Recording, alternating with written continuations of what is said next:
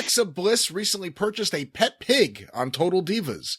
Jim, did any of the wrestlers you worked with have an unusual pet? And if so, do you have any funny stories about them? Oh, God. Well, she purchased a pet pig. All right. Well, we've talked about Chick Donovan's talking dog. They had conversations with each other. Dog talked to him. There's been times, the Bulldogs had Matilda and Jake had Damien. Was it Whiskers Savage in the old days? Did he bring a possum or a raccoon to the ring with him back in the 30s and 40s during the Depression days because he had the hillbilly gimmick? There's been a variety of wrestlers that had various pets and critters and everything. I'm trying to think of a funny story involving any of them, but I've told you a story with Damien, and when I gave Jake the ride from, I think it was from Dallas to Houston or Houston to Beaumont or whatever in Texas, right? When he had the snake in the bag.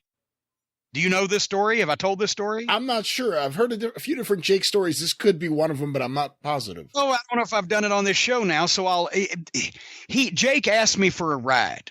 And you know me and snakes and spiders, right? I said, you got that fucking snake with you? He said, yeah. I said, no. He said, no, give me a ride. He said, I'll put the snakes in the bag. I'll put it in the trunk. I said, can it live in the fucking trunk? I didn't want, kill the fucking prop or whatever. He said, I don't care.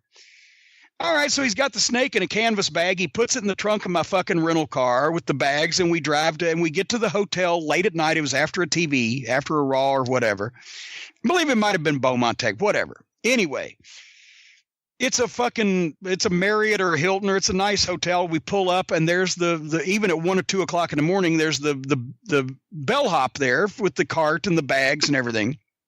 And we check in, and he's got the cart, and he's going to get our bags out, right? And he gets a couple of the bags and puts them on the cart. He comes to the canvas sack, and he picks it up.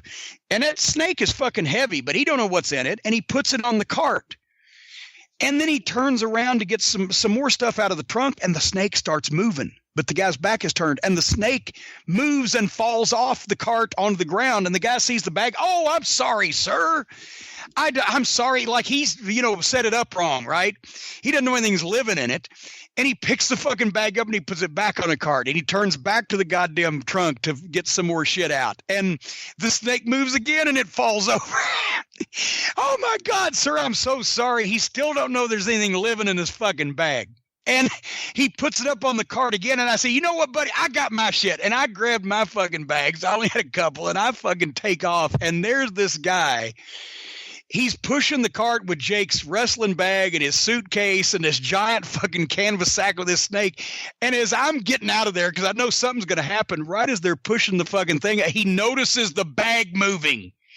And he's still pushed the cart, and Jake's like, come on, pal. And I'm like, and they left, and I don't know what the fuck happened, but he knew there was something in there as I left. And you never know about these things. I can't imagine traveling with Coco Ware when he had Frankie. Jake, the benefit of having the snake in the 80s was that was where he did it for a lot of the other wrestlers, would hide the cocaine. Because if you put it in a coffee canister and then put it in the snake bag and Damien wraps himself around it, they don't check that. They just know it's a snake and they put it in.